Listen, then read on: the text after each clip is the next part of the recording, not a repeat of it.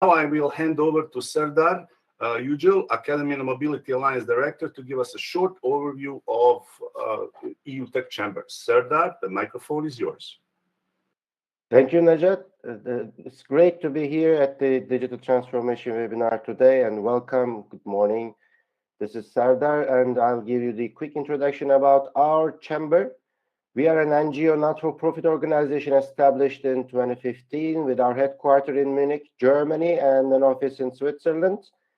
Our core value proposition is exposure, which means networking, very powerful virtual tech platform, and internationalization. And we have regional alliances, technology alliances, and impact alliances, including regional ones from Latam to China, technology, including digital transformation and all other technology areas, as well food farming and fisheries. And impact alliances mean finance, women in tech, SDG, climate action. And here are our technology events for webinars, more than 200 events, and as well hybrid events, together with virtual exhibitions, and thousands of people register at every event we have. If you don't see the slides, please click on the restore presentation icon bottom right, just beside the hand raise icon, and now I continue. We are indeed the #1 technology network in Europe, and our mission is to be the leading one in the world. Why? Because our members, we call advocates, can have access to speakers and panelists at the events right after the webinars happen. And we also arrange networking meetings for business opportunities among the members, and also with some additional external participants. Sometime you can be also one of them.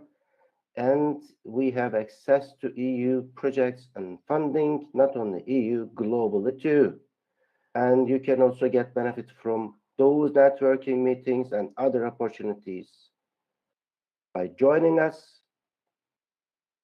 And additional features we have under the ecosystem about insights, which mean white paper, position paper, and the Visions for Europe magazine. You can contribute by writing an article.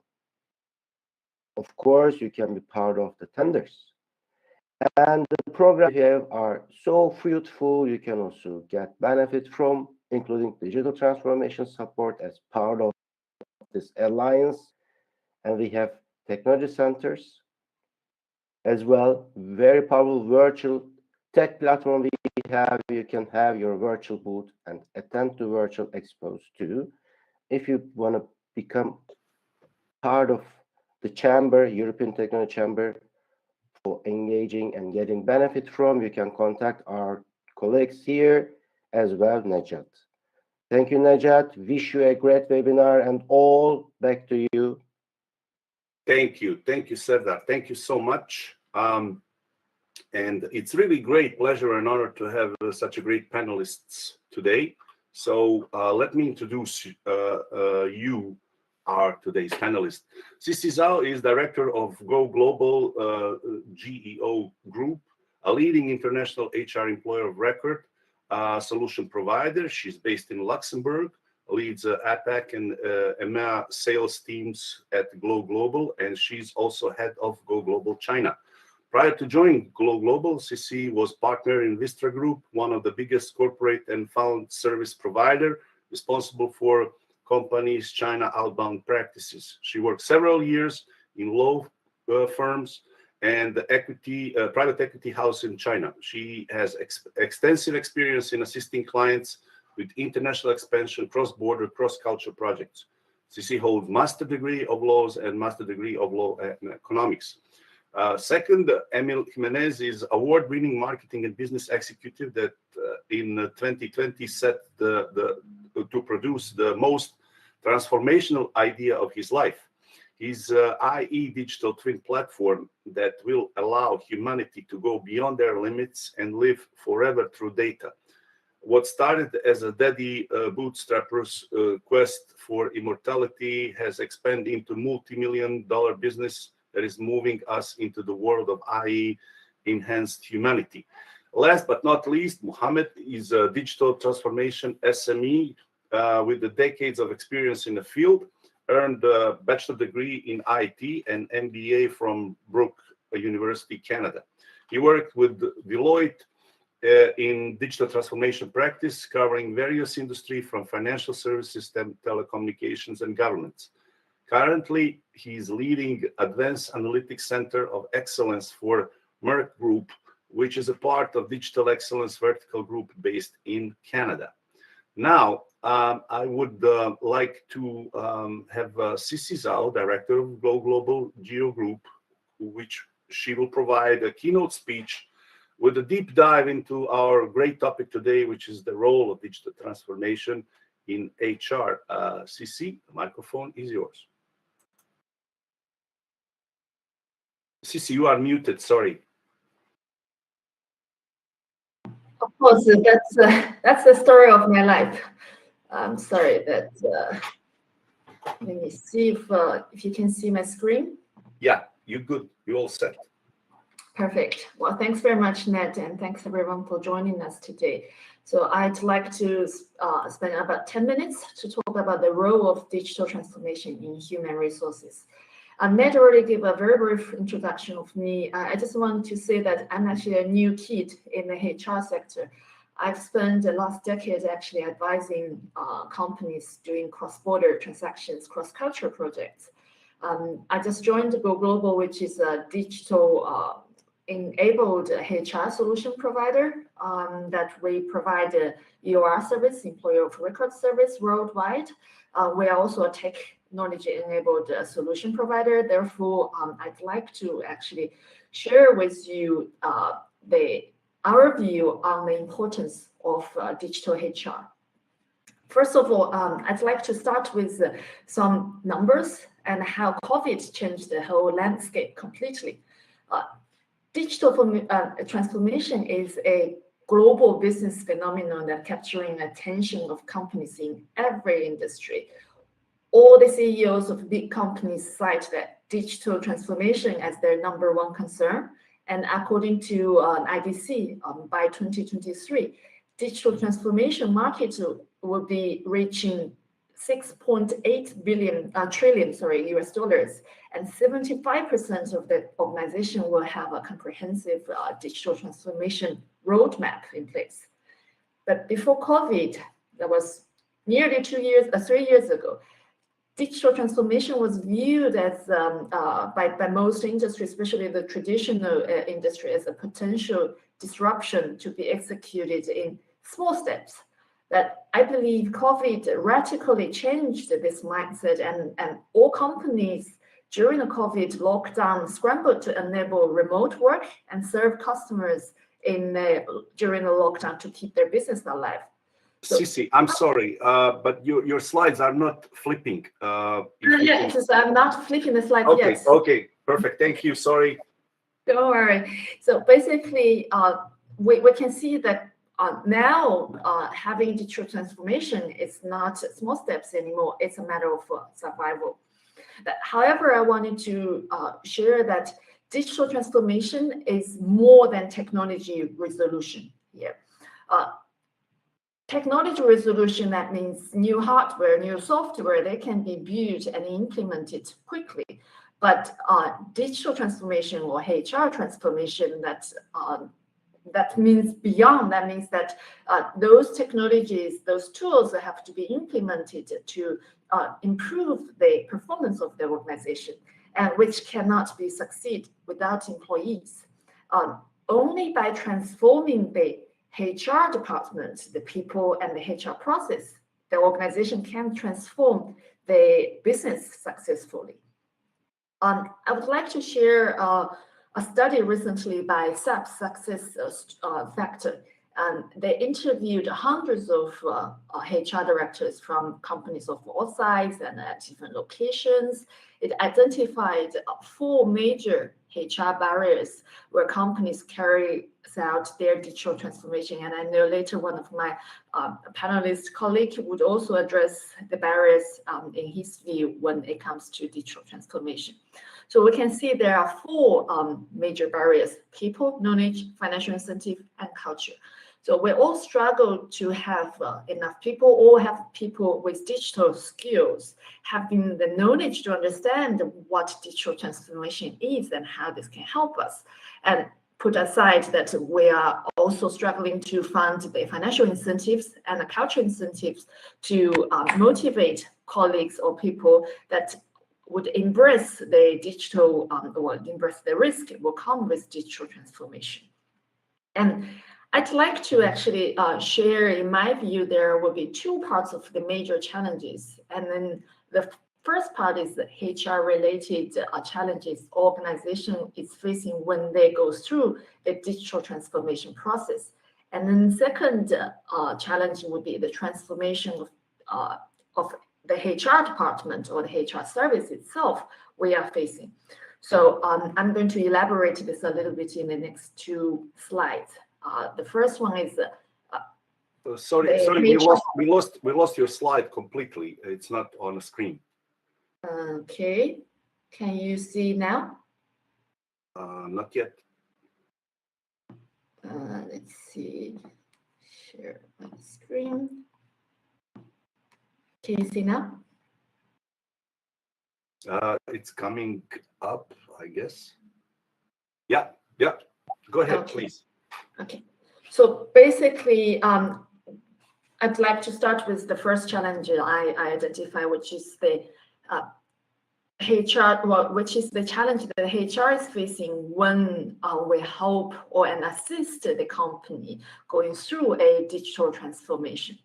So according to a 2021 research report by Harvard Business Review, that 63% of the company leaders they indicate the top issue preventing them from achieving success in their transformation process are the company culture and hiring challenge and talent retention. However, there are only less than 1/3 of the organization are actively addressing those problems, despite the fact that more than half of them consider those actually top challenges. Here are some, you can also see at the table at the bottom that only 5% of the companies that have been interviewed, they actually have their chief HR officer leading the digital transformation process. Regardless of the fact we just established that no company can succeed their digital transformation without people. So there are a few solutions I have in mind, including reinventing the hiring practice for a global workforce, remote working workforce, that now we should not limit ourselves anymore to geographic location when looking at hiring. We should enable the company to hire worldwide, anywhere, for instance, like through employer of record service. And we should also cultivate the internal employees to gain ability to support new technologies through digital tools, digital learning platforms as well. And then we should also align the digital transformation with the business KPI or OKR, that's how you call it now, so reassessing the hiring strategy and increasing the employee skill improvement opportunities should be our priority after COVID. Employee satisfaction should be a measure that's used to measure the success of the digital transformation of the whole company. And HR should be involved in the digital transformation process as a very key department to help to create an agile organization that meets the demand of business, but also will help the employees and managers to become engaged and be productive and be focused to adapt the new technology the company is deploying, the workflow changes, and all those now data-driven practice. And that's for the first challenge I have in mind. And then the second challenge is the HR challenges that when we are going through, when we apply the digital tools to digitalize the HR process. It's before COVID, digital transformation was all about, get things done, and it's actually about how to get things done right. Last 2 years, I think everybody can see within your own organization and also or many other companies that many digital tools were used to do a lot, like everything. But now I'd like to invite everybody to take a step back and discuss what is really possible and what is really feasible and advisable. It's not about to get everything done digitally, and it's more about how to get it right and how to get everyone and everything work together. This transformation of the workforce, the way how it's recruited, utilized, managed, and improved should actually be the central culture of HR digital transformation. There are some thoughts that I have that what kind of digital tools could help HR. For instance, we can start with standardize and automate the day-to-day process, the admin process, and digitalize the HRM solutions. For instance, like implementing digitalized employee portal, self-service, tools that will meet the employee expectation with secured access and with their own personal data. Because COVID, again, changed everybody's expectation and behavior, the work-life balance, flexibility, mobility, and also now the tool needs to consider how people will behave without physical in-person contact. And then another tool could also be interesting is the automation of the new talent hiring flows. For instance, leveraging the power of AI in the recruitment process, optimize the process with data from social media, from mobile phone, from cloud-based technologies. This would actually enable the HR hiring process to be broader than the geographic location, to be more efficient, effective, and be more connected, especially if the HR is now we're looking at the new generation, the young workforce, the millennials, where they spend 24 hours a day online. So this is how you can get the message crossed. Sisi, I'm sorry, we need to wrap up keynote because we need to move to the questions, please. Okay, well then we can discuss the other digital tools later. But then the key information here is that the focus of HR priority should migrate from the traditional administration work towards more performance and talent management.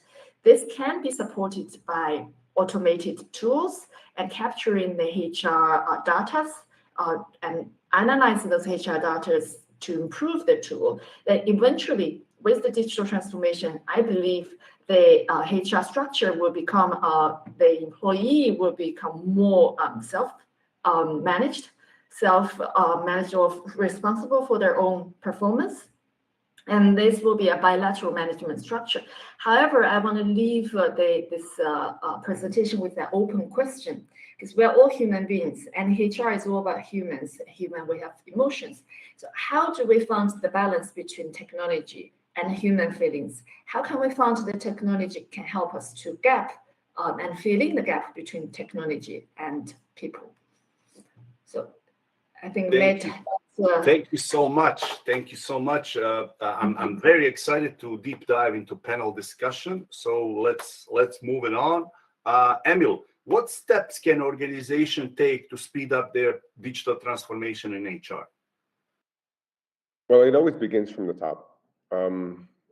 Any transformation, any decision typically has to be very much C-level driven, right? Because then that moves the strategic and organizational, say, momentum.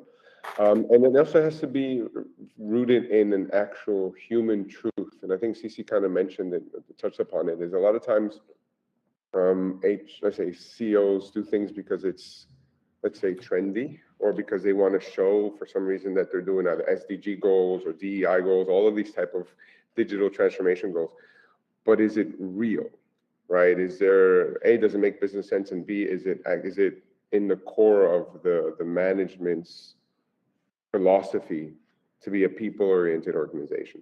So I think you need that to begin with. You need that inner drive within the organization at the top level, so that it goes through the organization and actually gets actioned upon. Thank you so much, Mohammed. Welcome to the panel. In context of digital transformation, what are the main best practices for recruiting the right talent? Thanks for the question, Ned. So when you are recruiting, you want to optimize for a few factors. One of the factors is usually the time to hire. You want to be able to hire faster, because you want to fill that role faster to get either cut costs or basically get revenue generation to accelerate. The second element is you want to hire better quality. So you want to hire more qualified resources. Another factor we have seen usually people focus on is retention post-recruitment. And then one great solution to basically optimize for these three constraints is to opt for a smart recruitment process that is based on a competency-based qualification of the candidates, and competencies could be broken down into the technical competencies that represent the role, the behavioral competencies, the psychometric factors that speak to the human personality and cognitive ability, as well as some cultural fitness related to the company. The combination of these three different batteries of recruitment assessments, empowered by a smart recruitment platform where candidates are basically proctored online and you have the ability to recruit faster, is something that we have been seeing helping different companies and different clients. Thank you so much. And Sisi, how much we can do? I actually, honestly, I don't have an answer. I mean, if I do, then I probably will be running a Nobel Prize this year. I think this is a very open question that it's also going to be a learning process for all of us, how much we can digitalize. But I agree with Mohammed and Emil. I think, first of all, the recruitment process can be digitalized. Employee retention can be digitalized by, for instance, deploying some e-learning. I think Ned he's been kicked out, but deploying some e-learning tools and process. As well as, I think there's one thing also very much missing is how to capture and retain the know-how within the organization. Because now with the very high turnover, with a very high talent competition, and people do not get around the smoking corner, the coffee table anymore. People comes and goes very often. Colleagues do not even meet each other before they come in and after they have left. So how do you retain this knowledge? But those things can all be digitalized, in my opinion. Thank you so much. And Emil, in digital transformation in HR, something that is coming from internal forces and external circumstances like new legislation or pandemic, how we cope with all of these? Well, I guess it goes back to the vision and the mission of the company. Is it internally driven or externally driven? Meaning, is it something that they've always been a people-centered organization, so it's within their ethos to kind of look after their people's development? Or is it reactionary? The whole lean-in movement or this or that, and it really comes down to the company. And we're seeing some companies excel, for example, when it comes to taking care of the people. I'll give you an example. Like there was a study recently that the most unhappy employees work for Tesla and Amazon, right? Literally, like 98% of the employees are unhappy, something crazy like this. And it stems from the fact that if you look at what the management says, the top level of management, they, if you can construe some of their interviews and stuff, they literally said word for word, they see the human as a design flaw. Literally, that's what, like, that's a quote from Elon Musk at one point, And then you start thinking about what they think of their people and organization. And then you can obviously see that all the decisions are made in order to try to eliminate the need for people. Whereas other organizations, all the decisions are made to enhance their people, right? And that's I think that's where you're going to see the winners and the losers. And of course, there's some industries that want to automate everything, like manufacturing. Okay, but then when it comes to CC's mentioning about the knowledge transfer, right? Those organizations that depend on people should be really, really concentrated on keeping them happy, keeping them there, keeping them engaged. And if you have a happy person, and they hopefully they don't leave you. At least for my organization, I always say that I always sit down day with zero and ask the employee, where do you want to be? How can we help you get to where you want to be in the next 2 to 3 years, right? And if that's within the organization, it's great. If you tell me you want to work for Google, okay, let's see how we can, what skills, what you need to do for us to get you to that level. Because it's really much more about the people than about anything else. Thank you, Emil. That was very insightful. And Mohammed, for in how we use technology by what are the main requirements to get main requirements for competency assessment program?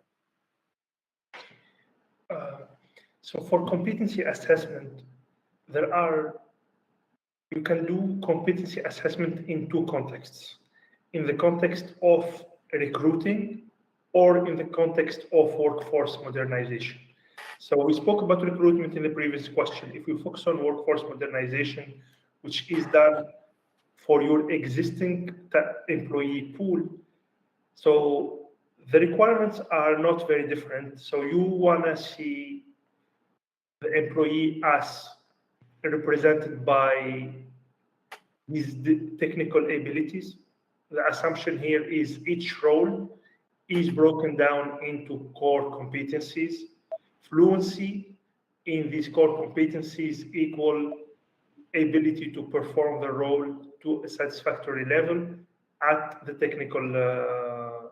from technical perspective. One leading framework that basically breaks down roles into competencies is called SFIA. And SFIA is basically the skills framework for the information age.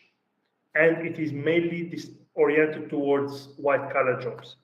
Now, an employee is also evolving within a context, and that calls for culture fitness. You want to make sure the employee is culturally fit. That will be a win-win for both you and the employee. You as an employer, if you recruit culturally fit candidates, or if you retain culturally fit employees, what happens is they will be happier and they will contribute to reinforcing your culture as an organization. If not, you run into problems. And then we have seen more and more post-COVID and amidst the pandemic that there is a focus on digital readiness. As the digital transformation accelerates, to CC's point earlier, we have been seeing a focus on equipping employees with the digital skills that will enable them to do their roles in a remote environment, whether it is sales jobs, whether it is facilitating meetings, interacting with customers. So the digital related skills are on demand much more these days than pre-pandemic. So if I summarize, technical ability, cultural fitness, and digital readiness. Thank you so much. And we already talked about this, Sisi, but what are the areas we can think, you can think we can digitalize? Well, let me start with saying, I don't think we can fully digitalize HR throughout the whole process. So basically, the message I think in my presentation earlier is that I believe the administrative process, the HRM, HR management systems, the e-learning platforms, the recruitment process, those can be digitalized. What cannot be digitalized is whenever it comes to people performance management, people emotion.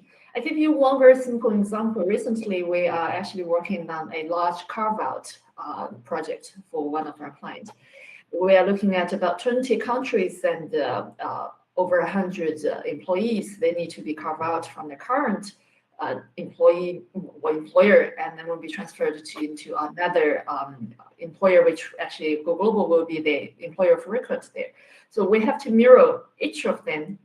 What's the benefit? We have to talk to them. We have to feel their feelings, because although sometimes they can be better off just transforming to another payroll, however, people have the psychological barrier of feeling that you've been abandoned, for instance. You've been transferred. Maybe you're not good enough. Those are the feelings and the people's psychological aspects that can never be transformed digitally, in my opinion. Thank you very much. And Emil, what are the HR directors? What they are, or managers? What challenges they are facing about analytics? Well, I guess there's many. To begin with, when it comes to just getting the data is a challenge, right? So some legacy systems in place, and even you could imagine when it comes to from talent acquisition to talent development, there's a lot of silos in the data. So one product would be, let's say, for the talent acquisition, another product would be for the development. So just getting the data in one place and understanding that the users is a major challenge. What we've seen also from a sales perspective is that budgets are controlled a lot of times by the HR director for some specific things when it comes to, let's say, development. That goes to either the management teams directly. So that's also a challenge. But I'd say the biggest overall is usually, like I mentioned in the beginning, it's company culture. When there's a culture of talent development and really taking care of the people, everything else falls in place. And that's always the biggest challenge. You can't, what's the saying? Culture beats what for breakfast? Culture eats something for breakfast. I forgot what it is. Culture eats strategy for breakfast. That's what it is. That's the quote, because it's true. It's the company culture isn't there of treating your people right and really looking after, really wanting to enhance them. Then it's no strategy, PDF or PowerPoint or speech from a CEO is going to make any difference. Thank you, Emil. Thank you so much, Mohammed. You really mentioned that assessment, and it's really good part. What are the main components? You mentioned two parts, but what are the main components of assessment journey? So a traditional assessment journey will start by doing current state analysis. So understanding the level of maturity of the existing employee pool today, the extent to which they are able to perform their skills, etc., the extent to which they are able to perform their roles by measuring their skills. Now, when we're doing this, we start with the end in mind. So we look to what are the strategic initiatives the company wants to achieve in the next 3 to 5 years. From there, we do the current state analysis to understand the extent to which the existing workforce has the required ability and technical sophistication, personality traits required to hit the company objectives. From there, once you do that current state analysis using technical assessments, behavioral assessment, 360 assessments, etc. So there are a battery of automated tools that we can use. Then you will identify the gap. So that gap equals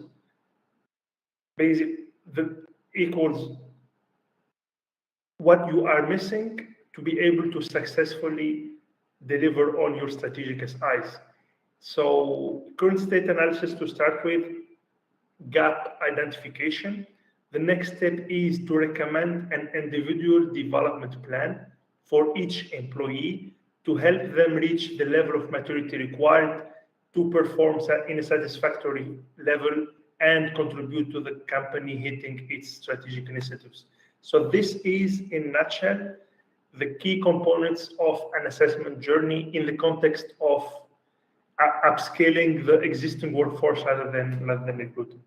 I'd like to take 20 more seconds to comment on Emil's response to the question. What I have seen Emil very helpful in terms of people analytics is companies that are really people-oriented will remove the HR function from a support function and put it under marketing. When that happens, the budget available for the HR function suddenly increases, and then marketing is market-forward function. So they are always looking to the future. They are innovative, creative by design. So the combination of creativity and availability of funds, which we know in support functions, funds are very limited, and in the context of recession, that's where you first do the freezing and the cuts. While if it is under marketing, you have creativity, you have the funds, you're really able to innovate. Thank you, Mohammed. Thank you so much. I've never seen that, so I'm a Google it. But that's interesting.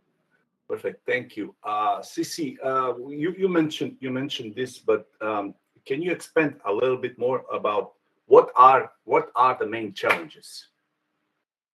Well, before answering that question, actually, I also want to tap on Emil's question, answer there.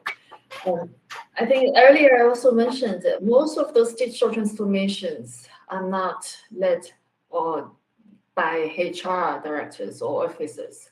However, the HR department is has to keep everybody deliver their day-to-day work. This eventually it's about people, while embrace the digital transformation. And this is actually human being, our brain, we don't like changes. We feel comfortable without changes. So this is actually, we are forcing human beings to embrace changes. Then this goes to answer the question on challenges, people, culture, incentive, basically.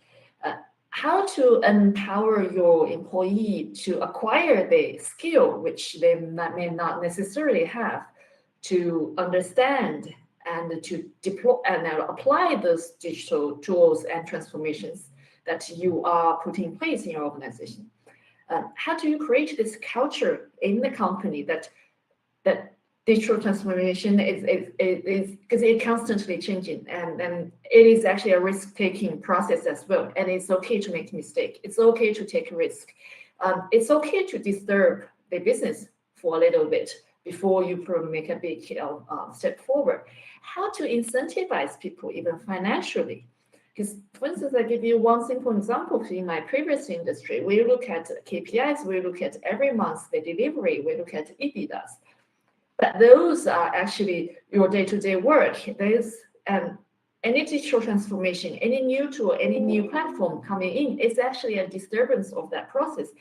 That is going to affect your EBITDA. It's going to affect your KPI. So how do you actually having HR process to tie everything together, not just saying, okay, we have to digital transform. However, I expect you to do more and to continue doing what you do. So I believe the main challenges are actually the company culture, the company message that they're giving to the employee, as well as for HR service. We are facing so many digital tools every day, and the new ones. How do we even identify which one is going to be there? Is actually going to help you, unless if you take the risk and identify what is important for you for each of the company. We have different, of course, importance. What is important for you? What is the core of your value? Thank you, Sisi. Thank you so much. Emil, when people mention digital twins, I bet 90% of people thinking about smart city digital twins, manufacturing digital twins, but there's a digital twins in HR. So what is the role of digital twins in HR? Well, I'll be honest, like maybe like 98% of people don't know what the heck you're talking about when you say digital twin, right? Unless you come from engineering or manufacturing or architecture, you don't know. So we're really educating the market at the moment, when it comes to let's say the humans, people who are outside of a machine-oriented environment. So the first step is obviously education, and what I like to, the way we pitch it is, we're creating a dashboard of the mind and body. Just like you look at Google Analytics to become a much more data-driven marketing company, to Mohammed's perspective, it's pretty much a analytics dashboard of your mind and body. And then how you interpret that data, how you optimize yourself is the question, right? How do you learn from yourself?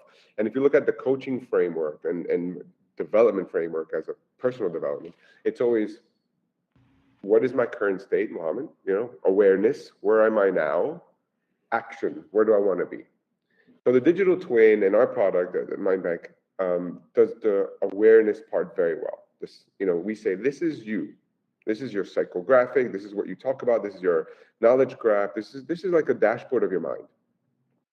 Now, what insights can you pull from that and how you want to action upon that for your benefit, right? That's up to you now, or your coach, your manager, or how you want to action upon that data is a different story. Because it's really, I think that's where the goals need to align between the individual and the corporation. Because a lot of times, corporations look at the human as a resource, right? And where we forget the human part. People have their own personal goals. Like some people might want to be a better leader. If they're very intrinsic, how can I become a little bit more extrinsic? I'm not going to change my personality, but I need to be aware of my personality so that I can become a better leader. That's one example, right? So I think the role of the digital twin in HR is really the role of digital twin in society. How do we become much more self-aware as human beings?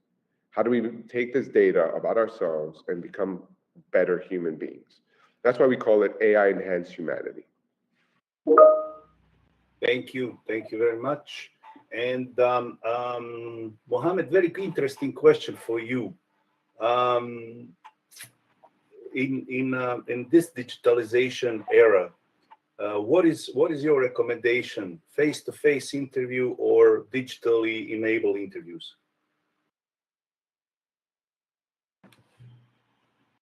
So we keep facing this question, and sometimes the answer is definitely more straightforward than others. So if you are a global company and you are planning to do what we call volume hiring, then you want to be scalable and you want to be able to do that with a fraction of the cost, which means smart recruitment. And when we say smart, it's usually augmented by a battery of assessments and with some AI capability to remotely proctor candidates when they are taking those assessments. That's the way to go. So the way to go is not face-to-face. Now, if you are recruiting locally, the volume you are trying to recruit for is not huge. And then the position you're recruiting for is at the executive level, you still want to do the first part, which is the non-face-to-face part. And depending on the results of that part, you will decide if you are comfortable progressing to the face-to-face. The face-to-face by default is costly. It costs human time. And it has its own barriers. You need to be physically located in the same place. So by design, it gives you less access to the talent pool. Another element is it is intrinsically biased. We are biased we have our own biases as recruiters, and not being able to maybe be self-aware, to Emil's point, of those biases can influence the recruitment process. So I would say by default, smart recruitment, only if you are not recruiting for a huge volume and the smart recruitment results are positive. We have seen clients and we have recommended that clients could move on with face-to-face just for the feeling aspect of it. At the end of the day, we are humans, and having that face-to-face conversation with people makes you feel comfortable, get a taste of their personality, and overall reduces the risk of that person. Thank you, Mohammed. Thank you so much. Sissi, what factors does your organization value the most when transforming? Well, like I said at the beginning, well, we are actually a HR solution provider. We also apply digital tools and platforms to enable our clients to use those platforms. But internally, we're also going through digital transformation of the process. I think here there are a few things we value the most. First of all, is the inclusivity. So we want to include all functions, all people in that process from the very beginning. So we don't want to have anyone feel being either left behind, left out, or not able to catch up on the process. That's the first thing. We are actually a very employee-oriented company. And then the second is we wanted to, instead of as many other companies I have seen before, the process is just a cosmetic, decorative, beautiful dashboard, but you still have a large human power behind it, so doing all the Excel sheet or the data input. So we're actually looking at the core of this transformation process. Does it actually help us? Does it actually lift some burdens, administrative burdens, of our process, of our colleagues, of our clients, or is it just a beautiful concept, a dashboard? I think those are the main things that we are looking at. Again, it's very human-driven, now human benefit-driven, that we'll look at the welfare of our colleagues, our employees, and our clients' employees. Thank you, Sissi, so much. And Emil, what is the future of HR looks like to you? To me, what I would like to see in HR, let's put it this way, is a tool like Mindbank, for example. Imagine you have this data set that is a human being that's longitudinal, so you see their development over time.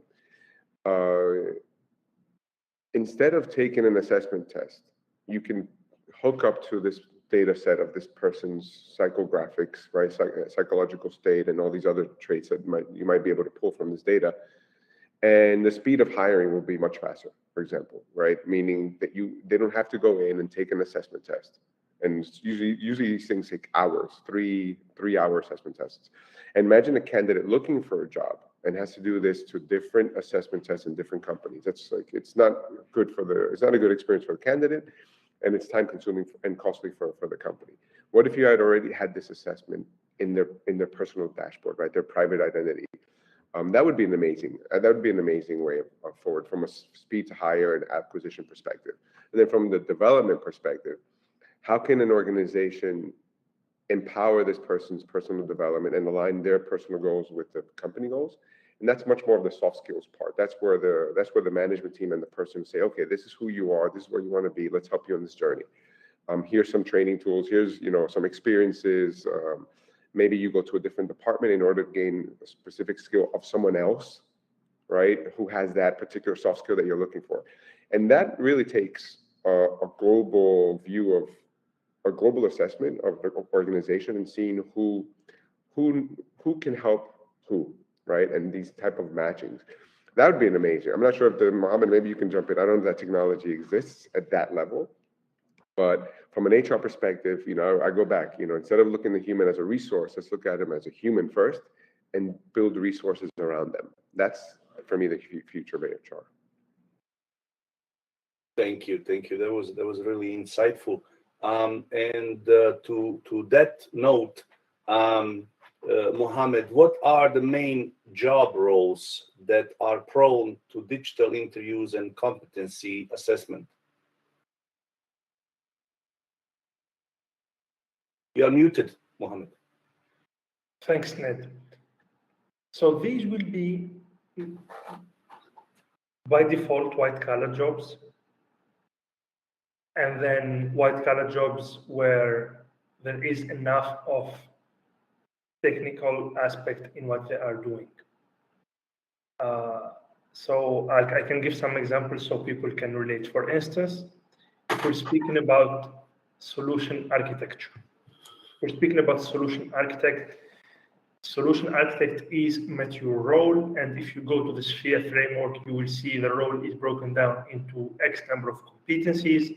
Each competency has 4 to 6 fluency levels, so you're able, with a very high level of precision, to understand what a solution architect should do and how to measure their competency. There are also some certification boards. For instance, in the case of solution architecture, we're speaking about Open Society, and they have a certification called TOGAF. So this certification basically also outlines the competencies a solution architect should have. So we usually try to triangulate between SPHERE, between certification boards, and also augmented by real-world data collected from different sources, including LinkedIn. So LinkedIn, basically, each profile is the career journey of a person. So how did a person become a chief solution architect? Well, they started as a database developer, enterprise architect, solution architect, chief solution architect. In each role, what competencies did they accumulate? And then the streaming of data from LinkedIn, from different sources, its analysis, its consolidation, and then applying some AI skills like clustering will help you detect common competencies shared between this particular role.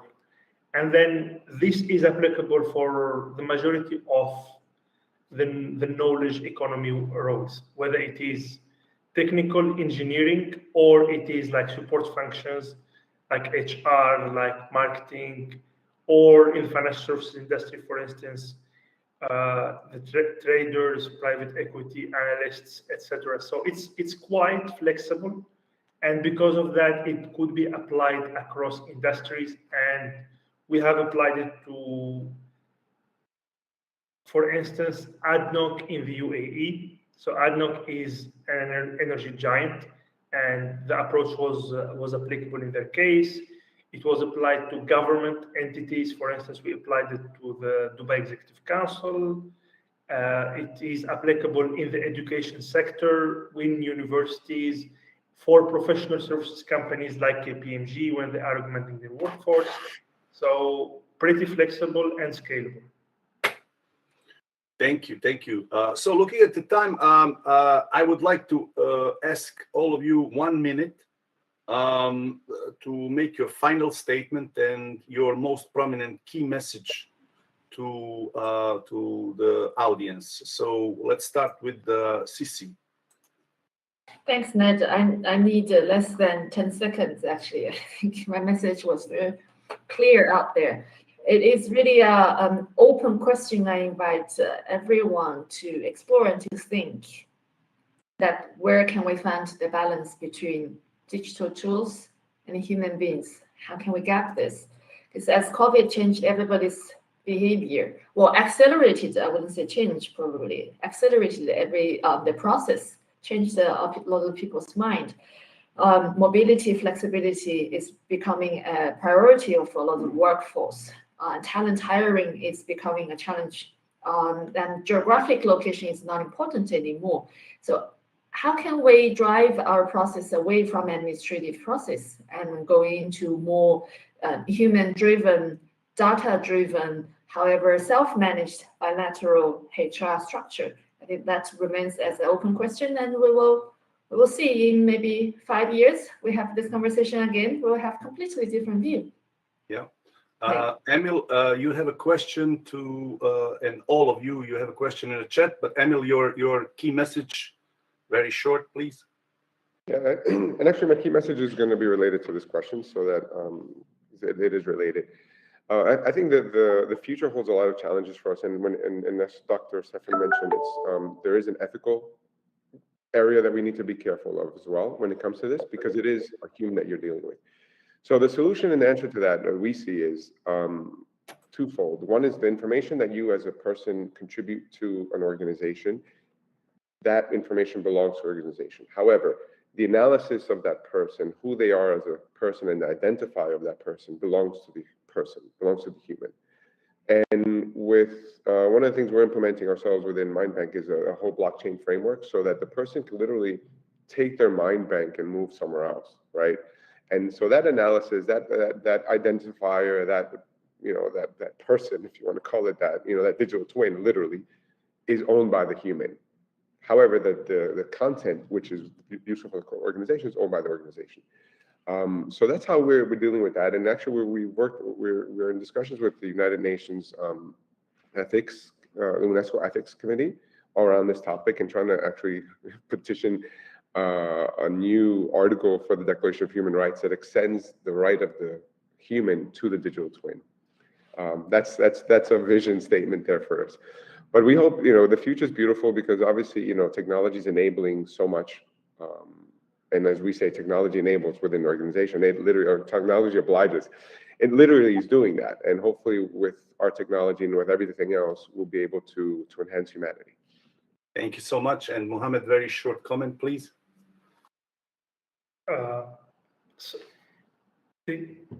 So the COVID pandemic and the Great Resignation and the looming recession, all of these are challenges, but definitely also opportunities, where some companies basically were able to thrive amidst them. We have seen that most of the companies that did thrive were able to make the right choices when it comes to their human resources, from recruitment to upskilling to retention. And then these choices were definitely powered by technology, by data, and by AI.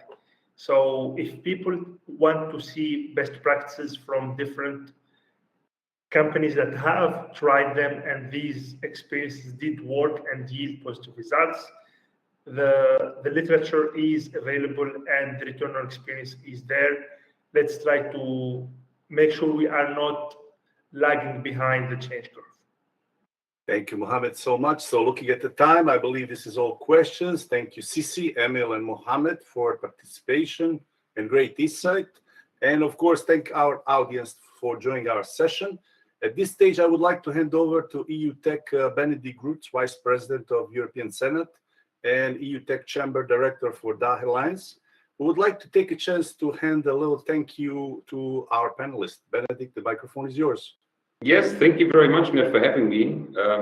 I want to present a little gift, as you said, for your panelists. As you might heard at the beginning of this webinar, the EU Tech is one of the world's leading tech network with this vision: technology obliges. It starts in 2015 to unite European enterprises behind this vision and to help them to reach the goals: competitiveness, growth, and sustainability. And Ned, you mentioned I'm the Vice President of European Senate. What is it? The Senate is like an exclusive advisory board of this EU Tech organization. So we are part of this whole ecosystem here. And I'm very happy to present this little gift. The 3 certificates, as you can imagine, climate protection is not only one of the biggest goals of the UN, but also of us. And therefore, we are very active. We have an own climate action partnership. And here we go, here with the European Technology Chamber confirms that a tree for Sisi, a tree for Mohammed, and a tree for Emil has planted in Africa by this EU Tech Climate Action Partnership. So thank you very much. We really appreciate that. Here we go. And I think it was a great discussion. Thank you very much for being here, dear panelists. Of course, thank you very much for being our guest today, and really appreciate it. And now, ladies and gentlemen, that was already my short part. It is to the point, 10 o'clock. Have a great time. But I think, Ned, for the honor of the last words belong to you as always. So thank you very much for listening and have a great day. Thank you so much. I will be very short. I just want to say that in the name of European Technology Chamber, thank you for your time. Thank you for joining us today. And we are looking forward to see you on our next event August 18th. And remember, technology obliges. Thank you so much and have a wonderful day. Thank Thanks, you. everyone. Thank you. Bye-bye. Bye-bye. Great. Bye-bye. Bye.